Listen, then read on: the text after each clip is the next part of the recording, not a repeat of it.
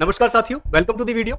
इस वीडियो में हम एशिया महाद्वीप की कुछ प्रमुख भौगोलिक विशेषताओं को देखने वाले हैं और मैप पर उनको लोकेट करने वाले हैं। कौन कौन सी भौगोलिक विशेषताओं को देखेंगे? एशिया की झीलें और सागर, पठार, पर्वत, नदियां, मैदान और मरुस्थल। लेकिन सबसे पहले हम एशिया महाद्वीप की भौगोलिक सीमा, उसकी फिजिकल बाउंड्री को देख लेते हैं। देखिए, एशिया महाद्वीप तीन तरफ से महासागरों से घिरा हुआ है। उत्तर में आर्कटिक महासागर, पूर्व की तरफ प्रशांत महासागर और दक्षिण में हिंद महासागर। इसके पश्चिम की तरफ आएंगे तो एक महाद्वीप मिलेगा, यूरोप महाद्वीप, और एशिया के दक्षिण पश्चिम में एक महाद्वीप मिलेगा, ये ग्रे कलर में है, अफ्रीका महाद्वीप। तो एशिया तीन तरफ महासागर और दो तरफ महाद्वीपों से घिरा हुआ है। इसकी बाउंड्री दो महाद्वीपों से लगती है। हालांकि हम दक्षिण पूर्व की तरफ आगे बढ़ेंगे तो भी एक ओशिनिया वाला चित्र आ जाएगा। अब हमें बहुत सारी भौगोलिक विशेषताओं को इस एशिया के मैप पर लोकेट करना है। कौन कौन सी भौगोलिक विशेषताएं? कुछ प्रमुख झीलें और सागर, कुछ प्रमुख पठार, पर्वत, नदियां, मैदान और मरुस्थल। बहुत सारी भौगोलिक विशेषताओं को हमें देखना है, लेकिन इसको हम मैप के माध्यम से देखेंगे ताकि लंबे समय तक अपने दिमाग में बनी रह सके। अब इन भौगोलिक विशेषताओं को हम एशिया के मैप पर लोकेट करें उससे पहले हम देखेंगे कि एशिया में कितने देश हैं और उनकी लोकेशन कहां पर है, ताकि जब हम इन भौगोलिक विशेषताओं को लोकेट करें तो उनको लोकेट करने में हमें आसानी हो सके। ये 48-49 देश है, इनको हम मैप के माध्यम से देखेंगे तो आसानी से याद हो जाएगा। सबसे उत्तर में है रूस, ये ब्लू कलर वाला हिस्सा। रूस का एक हिस्सा यूरोप के अंतर्गत भी आता है, लेकिन इसका एक बड़ा हिस्सा एशिया में आता है। तो ये ब्लू कलर वाला हिस्सा है रूस। इससे नीचे की तरफ आओ, यहां पर आपको 5 देश मिलेंगे जो पूर्वी एशिया के अंतर्गत आते हैं। मंगोलिया, येलो कलर में चीन, इधर आ जाओ, north Korea, south Korea, Japan. तो पूर्वी एशिया में ये 5 देश है, मंगोलिया, चीन, उत्तरी कोरिया, दक्षिण कोरिया और जापान। और नीचे की तरफ आओ, यहां पर आएगा दक्षिण एशिया वाला हिस्सा। इसमें अलग अलग देश है, भारत, नेपाल, भूटान, बांग्लादेश, इधर पाकिस्तान, अफगानिस्तान, नीचे की तरफ श्रीलंका और मालदीव्स। तो दक्षिण एशिया में ये देश है, भारत, नेपाल, भूटान, बांग्लादेश, पाकिस्तान, अफगानिस्तान, श्रीलंका और मालदीव्स। अब और उस तरफ बढ़ो, पूर्व की तरफ बढ़ो, दक्षिण पूर्व वाले हिस्से की तरफ, यहां पर आपको 10-11 देश मिलेंगे। Myanmar, Thailand, Laos, Cambodia, Vietnam, नीचे की तरफ मलेशिया, इंडोनेशिया। ये ग्रीन कलर में जो द्वीपीय देश दिख रहा है ये है इंडोनेशिया। और मलेशिया और इंडोनेशिया के बीच में है सिंगापुर। मलेशिया से और पूर्व की तरफ चलो, यहां पर है ब्रुनेई, और ये पिंक कलर में है फिलीपींस। अच्छा, इंडोनेशिया के नीचे एक और देश है, ईस्ट तिमोर या तिमोर लेस्टे। तो दक्षिण पूर्व में ये 10-11 देश है, Myanmar, Thailand, Laos, Cambodia, Vietnam, Malaysia, Indonesia. इसके बीच में है सिंगापुर, इधर ब्रुनेई, यहां है फिलीपींस, और नीचे की तरफ है ईस्ट तिमोर या तिमोर लेस्टे। अब पाकिस्तान, अफगानिस्तान से आगे की तरफ बढ़ो, एशिया के बीच वाले भाग यानी कि मध्य एशिया, सेंट्रल एशिया। यहां पर 5 देश है, स्थान वाले, कजाकिस्तान, उज्बेकिस्तान, तुर्कमेनिस्तान। यहां है किर्गिस्तान और तजाकिस्तान। कजाकिस्तान, उज्बेकिस्तान, तुर्कमेनिस्तान और किर्गिस्तान और तजाकिस्तान। अब एशिया के पश्चिम की तरफ आगे बढ़ते हैं, यहां पर बहुत सारे देश मिलेंगे आपको। सबसे पहले है ईरान। ईरान के पास में है इराक, इससे नीचे है सऊदी अरब, यमन, ओमान, और फारस की खाड़ी पर कुछ देश है, कुवैत, बहरीन, कतर और यूएई। इराक से और पश्चिम की तरफ आगे बढ़ो, सीरिया, लेबनान, इजराइल, जॉर्डन, और यहां छोटा सा देश है फिलिस्तीन। सीरिया, लेबनान, जॉर्डन, इजराइल और छोटा सा देश फिलिस्तीन। सीरिया से ऊपर की तरफ है तुर्की या टर्की। टर्की के पास में है अजरबैजान, अर्मेनिया और जॉर्जिया। वापस देखो पश्चिमी एशिया को, Iran, Iraq, Saudi Arabia, Yemen, Oman, Kuwait, Bahrain, Qatar, UAE. ऊपर की तरफ है सीरिया, लेबनान, जॉर्डन, इजराइल, फिलिस्तीन। सबसे ऊपर है तुर्की, अजरबैजान, अर्मेनिया और जॉर्जिया। एशिया के मैप को मैंने बहुत तेजी से आपको बताया है। इसका एक डिटेल वीडियो आपको चैनल पर मिल जाएगा, जिसका लिंक आपको यहां आइकन पे या डिस्क्रिप्शन बॉक्स में देखने को मिल जाएगा।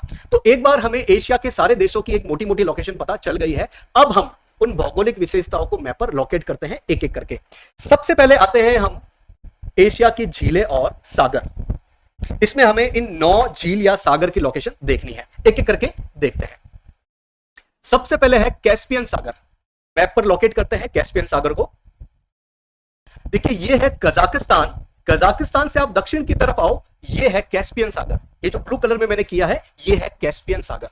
कैस्पियन सागर उत्तर में कजाकिस्तान, इधर पूर्व की तरफ है तुर्कमेनिस्तान, दक्षिण में है ईरान, इधर है अजरबैजान और उत्तर की तरफ है रूस। इन 5 देशों से घिरा हुआ है कैस्पियन सागर। यह दुनिया की सबसे बड़ी झील है। हालांकि इसके पीछे सागर लग रहा है, लेकिन यह चारों तरफ जमीन से घिरा हुआ है, इसीलिए यह एक झील है। तो यह है कैस्पियन सागर। कैस्पियन सागर को मैं 1 नंबर दे देता हूं, क्योंकि अपनी टेबल में 1 नंबर पे कैस्पियन सागर है। अब हम कैस्पियन सागर से पूर्व की तरफ चलते हैं, यहां पर अपने को एक और झील मिलेगी, अरल सागर। इसका भी नाम सागर है लेकिन ये झील है। इसके उत्तर में है कजाकिस्तान और इसके दक्षिण में है उज्बेकिस्तान। तो ये अपनी दूसरे नंबर की झील हो गई। अब चलते हैं तीसरे नंबर पे। तीसरे नंबर पे है काला सागर। काला सागर कहां पर है, इसको हम मैप पर लोकेट करते हैं। यह है कैस्पियन सागर। कैस्पियन सागर से आगे बढ़ते हैं हम अजरबैजान, जॉर्जिया, इसके बाद ये आ जाएगा काला सागर, दैट इज ब्लैक सी। इस ब्लैक सी के दक्षिण में है तुर्की, इसके उत्तर पूर्व की तरफ है रूस, इसके अलावा यूक्रेन और रोमानिया और बुल्गारिया जैसे देश भी इसके साथ बाउंड्री बनाते हैं। तो ये है ब्लैक सी। ब्लैक सी को मैं तीसरा नंबर दे देता हूं क्योंकि अपनी टेबल में ये तीसरे नंबर पे है। तो कैस्पियन सागर हो गया, अरल सागर हो गया, काला सागर हो गया। अब आते हैं भूमध्य सागर। भूमध्य सागर कहां है, यूरोप, अफ्रीका और एशिया से घिरा हुआ ये सागर है भूमध्य सागर। ये वाला जो हिस्सा है ये है भूमध्य सागर। तो भूमध्य सागर उत्तर में यूरोप, दक्षिण में अफ्रीका और पूर्व की तरफ एशिया से घिरा हुआ है। तो ये है अपना 4 नंबर। 5वां नंबर है मृत सागर, इसको डेड सी भी कहते हैं। मृत सागर कहां पर है, मृत सागर आपको यहां मिलेगा इजराइल और जॉर्डन के बीच में। इजराइल और जॉर्डन के बीच में ये मृत सागर, ये छोटा सा बिंदु जो है ये है अपना 5वां सागर, दैट इज डेड सी, मृत सागर। ये स्थलीय हिस्सों का सबसे गहरा बिंदु इसी मृत सागर में है, करीब 400 मीटर नीचे है और इसका पानी इतना ज्यादा लवणीय है कि हम इसमें नहीं डूब सकते। तो ये हो गया अपना 5वां सागर, दैट इज मृत सागर, डेड सी। 6ठे नंबर पे है लाल सागर। लाल सागर कहां है, इस भूमध्य सागर से हम दक्षिण की तरफ चलेंगे, बेसिकली अफ्रीका और एशिया के बीच में ये जो पानी वाला हिस्सा है ये है लाल सागर। इस भूमध्य सागर से लाल सागर में जाने के लिए यहां पर एक नहर बनाई गई है, स्वेज नहर। तो ये अपना 6ठा नंबर का सागर हो गया है लाल सागर। अब इस लाल सागर से आगे अदन की खाड़ी है और लाल सागर से अदन की खाड़ी जाने के लिए यहां पर एक स्ट्रेट है, जलडमरू मध्य है, जिसको कहते हैं बाब अल मंदेब जलडमरू मध्य। नेक्स्ट है फारस की खाड़ी, पर्शियन गल्फ। ये पर्शियन गल्फ आपको मिलेगा ईरान और मेजरली सऊदी अरब के बीच में, यहां पर है ये पर्शियन गल्फ, फारस की खाड़ी। और फारस की खाड़ी से यहां अरब सागर में जाने के लिए एक जलडमरू मध्य एक स्ट्रेट मिलेगा, स्ट्रेट ऑफ हार्मुज, जो पिछले दिनों काफी न्यूज में था। तो ये हो गया है अपना 7वां सागर, फारस की खाड़ी, पर्शियन गल्फ। तो 7वां सागर है फारस की खाड़ी। नेक्स्ट है बालकाश झील और बेकाल झील। 8वें नंबर पे है बालकाश झील और 9वें नंबर पे है बेकाल झील। सबसे पहले हम बालकाश झील को देख लेते हैं। यहां कजाकिस्तान में उत्तर पूर्व की तरफ है बालकाश झील, 8वें नंबर पे। 9वें नंबर पे आपको मिलेगी बेकाल झील, लेक बेकाल, जो कि रूस में स्थित है और ये आयतन के हिसाब से मीठे पानी की सबसे बड़ी झील है, इसमें मीठा पानी है। तो ये 9 झील हमने एशिया के मैप पर लोकेट कर ली है। एक एक करके दोबारा देखते हैं। ये 1 नंबर पे है कैस्पियन सागर, 2 नंबर पे है अरल सागर, तीसरे नंबर पे है काला सागर, चौथे नंबर पे है ये भूमध्य सागर। भूमध्य सागर हालांकि यूरोप, अफ्रीका और एशिया के बीच में है। 5वें नंबर पे है ये मृत सागर, डेड सी। 6ठे नंबर पे ये है लाल सागर। 7वें नंबर पे ये है फारस की खाड़ी, पर्शियन गल्फ। 8वें नंबर पे है बालखाश झील और 9वें नंबर पे है बेकाल झील, लेक बेकाल। तो झीलों को हमने, इन 9 झीलों को मैप पर लोकेट कर लिया है। आगे बढ़ते हैं दूसरे प्रकार की भौगोलिक विशेषता, पठार की तरफ। अब हमें इन 7 पठारों को एशिया के मैप पर लोकेट करना है। सबसे पहले है पामीर नॉट, जिसे हम पामीर की गांठ भी कहते हैं। यह पामीर के पठार का एक हिस्सा है जहां से अलग अलग पर्वतमालाएं निकलती है और यह एक जंक्शन के रूप में काम करता है अलग अलग पर्वतमालाओं के, इसीलिए इसे पामीर नॉट या पामीर की गांठ कहते हैं। तो पामीर की गांठ को हम मैप पर लोकेट करते हैं। देखिए ये ऑरेंज कलर में है अपना प्यारा देश भारत। भारत से उत्तर की तरफ चलेंगे तो ये जो गोल आकार में बिंदु किया हुआ है ये है पामीर की गांठ, पामीर नॉट। और पामीर की गांठ से अलग अलग पर्वतमालाएं निकलती है, जैसे हिंदुकुश, सुलेमान, काराकोरम, हिमालय, तिएनसान, ऐसी बहुत सारी पर्वतमाला इस पामीर की गांठ से निकलती है। ये पामीर की गांठ आपको मेनली किर्गिस्तान देश में देखने को मिलेगी। इसके अलावा तजाकिस्तान, चीन, अफगानिस्तान, इतना बड़ा एरिया लिए हुए हैं ये पामीर की गांठ। दूसरा है तिब्बत का पठार। ये जो हिस्सा दिख रहा है ये है तिब्बत का पठार, जो भारत से उत्तर की तरफ है। इसका मेन भाग चाइना में है, भारत में भी इसका छोटा सा हिस्सा पड़ता है। तो दूसरा पठार है तिब्बत का पठार। तीसरा है मंगोलिया का पठार, जो मेनली मंगोलिया और चाइना में है। इस तिब्बत से पठार से उत्तर की तरफ चलते हैं तो ये है मंगोलिया, और मंगोलिया से नीचे की तरफ ये बड़ा देश है चीन। तो यहां बीच में है मंगोलिया का पठार। मंगोलिया के पठार से हम उत्तर की तरफ चलेंगे तो यहां पर आ जाएगा मध्य साइबेरिया का पठार। यह है मध्य साइबेरिया का पठार। मध्य साइबेरियाई पठार जो कि रूस में है। पांचवा पठार है ईरान का पठार जो कि मेनली ईरान में है। इसके अलावा अफगानिस्तान और पाकिस्तान में भी इसका हिस्सा फैला हुआ है। तो भारत से पश्चिम की तरफ चलते हैं, यह है ईरान देश और मेनली ईरान देश में है ईरान का पठार जो ईरान के साथ साथ कुछ हिस्सा अफगानिस्तान और पाकिस्तान में भी फैला हुआ है। फिर हम और पश्चिम की तरफ बढ़ते हैं, यहां पर है अरब का पठार। ये वाला जो हिस्सा दिख रहा है ये है अरब का पठार। अरब का पठार मेनली सऊदी अरब में है। इसके अलावा यमन, ओमान, यूएई में भी इसका हिस्सा है। तो अरब का पठार Saudi Arabia, Yemen, Oman, UAE में फैला हुआ है। इसके अलावा जॉर्डन और इराक में भी इसका कुछ हिस्सा जाता है। सातवें नंबर पे है अनातोलिया का पठार जो कि तुर्की में है। हम इस अरब के पठार से उत्तर की तरफ चलेंगे तो यहां पर है ये अनातोलिया का पठार, तुर्की में है। तो ये 7 पठार है एशिया के। तो इन 7 मुख्य पठारों की लोकेशन हमने देख ली, एक बार दोबारा देखते हैं। सबसे पहले है ये पामीर की गांठ, दूसरे नंबर पे ये है तिब्बत का पठार, ये है मंगोलिया का पठार, इससे उत्तर की तरफ है मध्य साइबेरिया का पठार। फिर भारत से हम पश्चिम की तरफ चलेंगे तो ये है ईरान का पठार, और पश्चिम की तरफ बढ़ेंगे तो ये है अरब का पठार, और यहां पर है एनातोलिया का पठार। तो हमने इन 7 पठारों की मैप पर लोकेशन देख ली है। अब हम आगे बढ़ते हैं तीसरे भौगोलिक प्रदेश की तरफ जो है पर्वत। अब हमें इन 15 पर्वतमालाओं को मैप पर लोकेट करना है। सबसे पहले है यूराल पर्वत जो कि रूस के साथ साथ कजाकिस्तान में फैला हुआ है। तो ये जो आपको रेड कलर में एक लंबी सी पर्वतमाला दिख रही है जो एशियाई रूस और यूरोपियन रूस के बीच में है, ये यूराल पर्वतमाला ही एशिया और यूरोप के बीच में बाउंड्री बनाता है। तो ये है यूराल पर्वत। इसका मुख्य बड़ा हिस्सा रूस में है, इसका छोटा हिस्सा कजाकिस्तान में भी है।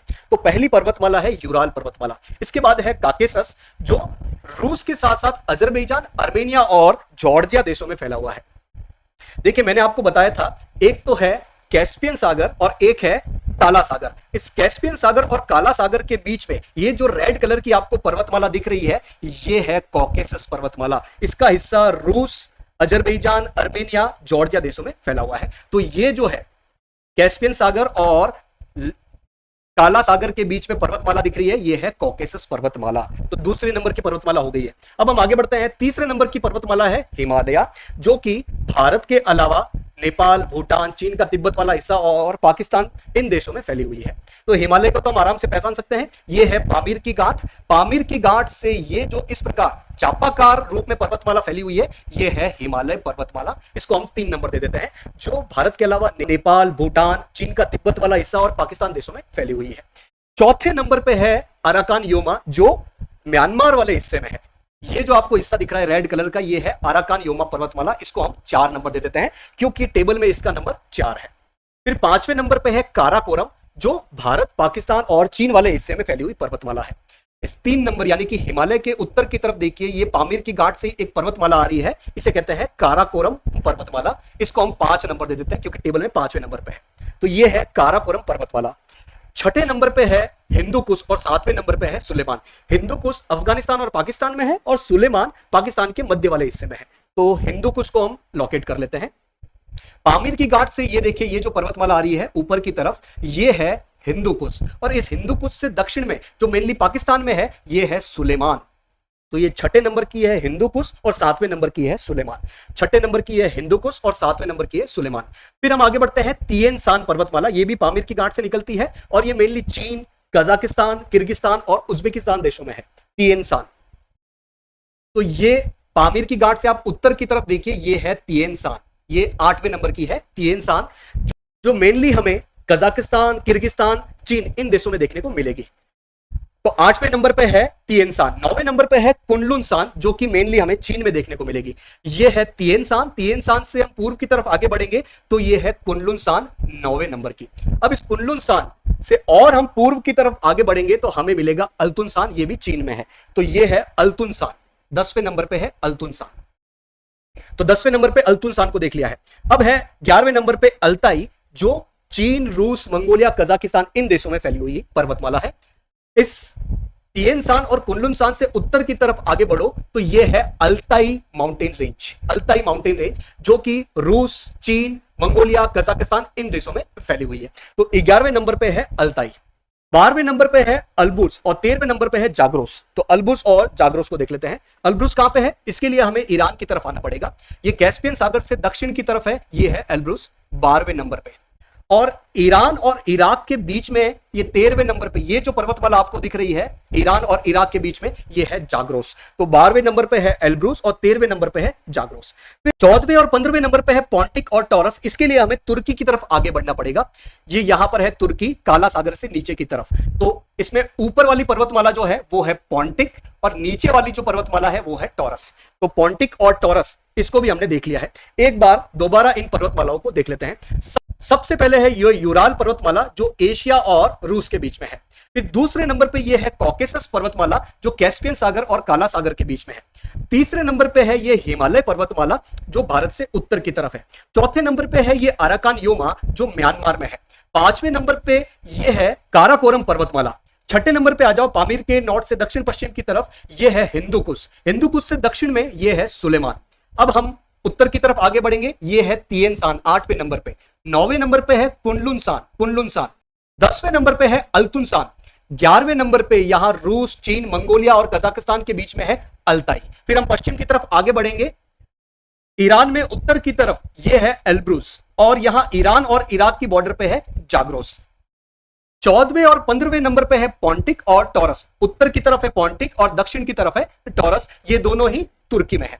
तो हमने पर्वतमालाओं को भी देख लिया है एशिया के मैप के माध्यम से। अब हम आगे बढ़ते हैं नेक्स्ट भौगोलिक विशेषता नदियों की तरफ। हमें इन 14 नदियों को मैप पर लोकेट करना है। मैप के माध्यम से देख रहे हैं ताकि हमें लंबे समय तक याद हो सके।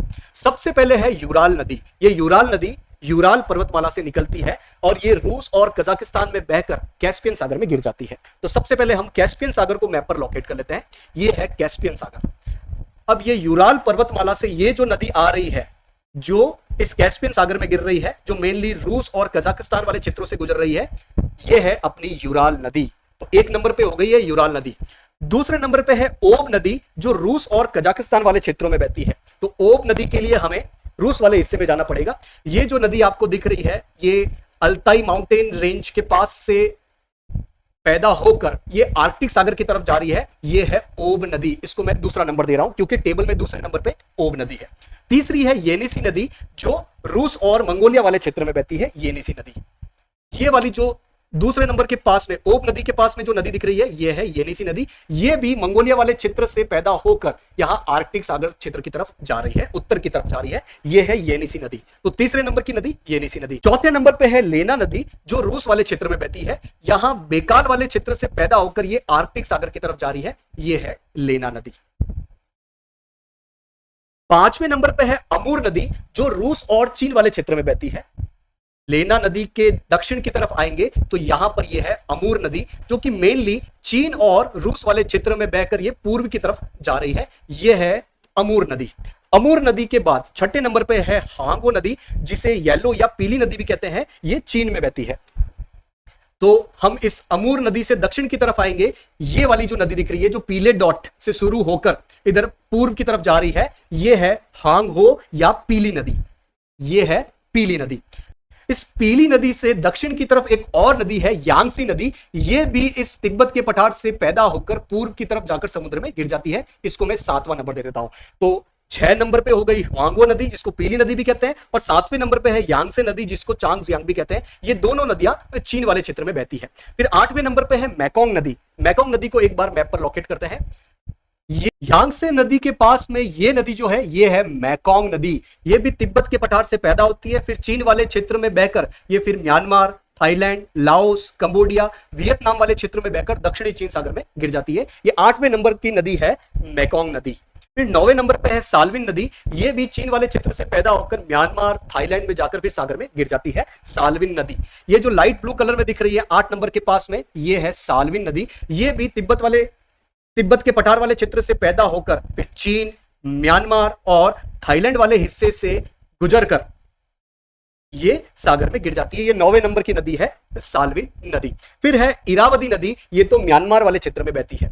ये 9वें नंबर के पास में, ये नीचे की तरफ ये है अराकान योमा। इसके पास में ये जो 10वें नंबर की नदी है ये है इरावदी नदी, जो म्यांमार वाले क्षेत्र से बहकर दक्षिण की तरफ बहकर यहां अंडमान सागर में गिर जाती है। तो 10वें नंबर की नदी हो गई इरावदी नदी। फिर हम चलते हैं सिर दरिया और अमू दरिया की तरफ। सिर दरिया और अमू दरिया ये दोनों ही नदियां अरल सागर में गिरती है। सिर दरिया और अमू दरिया, ये पामीर की नॉर्थ से, पामीर की घाट से आप पश्चिम की तरफ आओ, ये जो दो नदियां दिख रही है ये है सिर दरिया और अमू दरिया।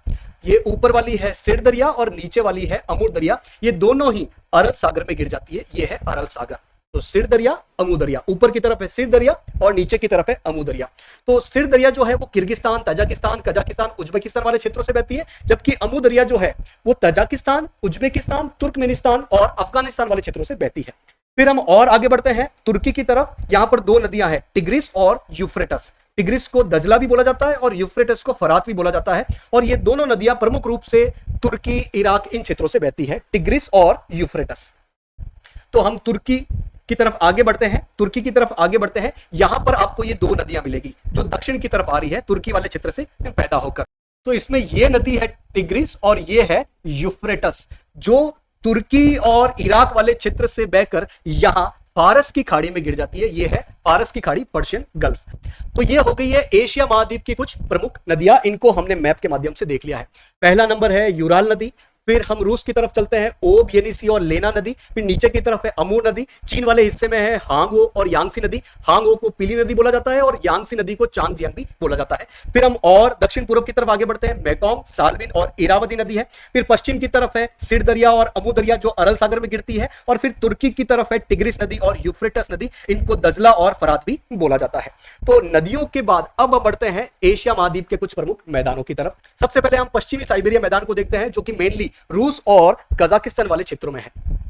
तो ये वाला जो हिस्सा दिख रहा है, ग्रीन कलर का जो डब्बा दिख रहा है आपको, ये है पश्चिमी साइबेरिया का मैदान या साइबेरिया का मैदान, जो कि मेनली हमें रूस और यहां कजाकिस्तान वाले क्षेत्रों में देखने को मिलता है।